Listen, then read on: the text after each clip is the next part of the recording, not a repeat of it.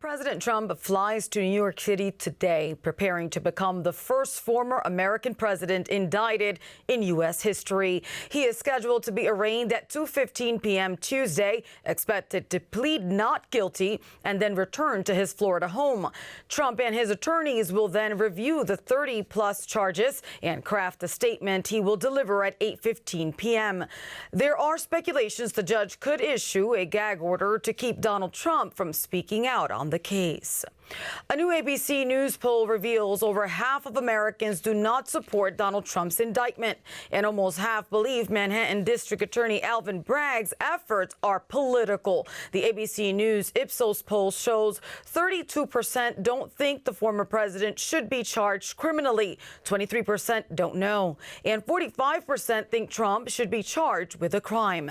9 in 10 Democrats believe the 45th president should be charged as a result of Alvin Bragg's investigation, while 6 in 10 Republicans say Trump should not be charged. Former President Donald Trump's indictment could backfire on liberals, bringing more indictments, but this time on their own politicians. Tom Fitton, he's the head of Judicial Watch, told the New York Post, quote, "All bets are off.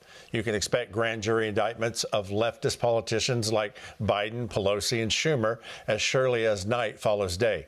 Mike Davis, president of the Article 3 Project, said Manhattan District Attorney Alvin Bragg's plans against Donald Trump will become a roadmap for conservatives. Davis declared, quote, "Republicans need to learn how to take off the gloves and put on the brass knuckles and break glass jaws, politically and legally, not physically."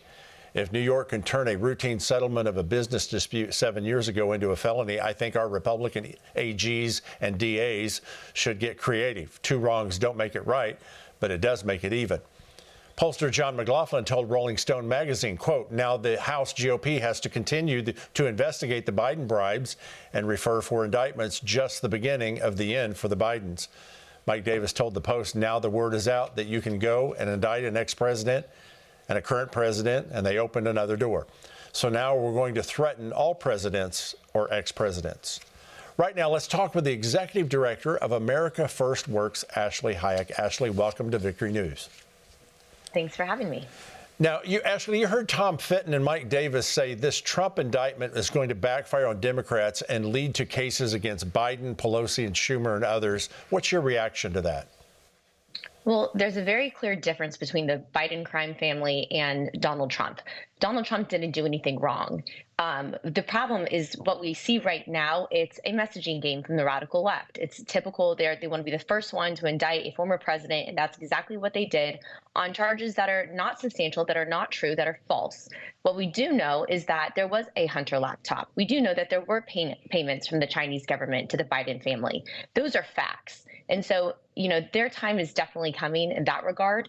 But this whole notion that we are going to take a specific action on something that is false, we don't have to take an action on something that's false, like they're doing against Donald Trump, because what people like Joe Biden and what Hillary Clinton did, that's illegal. That's actually illegal that we can bring charges against. Yeah, well, that photo of him being booked will be everywhere. You know it will.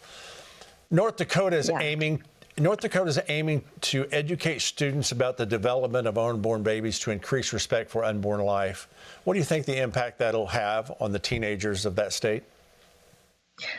I think that is a very, very good first step. What we also want to see is legislation that shows that women have to have an ultrasound before they have an abortion. Right now there's a major push by Planned Parenthood. It passed in California where children, minors, can leave school to go get an abortion, to go get birth control, to get hormone therapy. And so if we don't start taking different types of action to show children and educate young people as they're growing up, we're going to have a major, if we aren't already, having a major cultural clash across the country. Train them in the way they should go. When they're old, they won't depart from it. It's exactly what you're advocating for.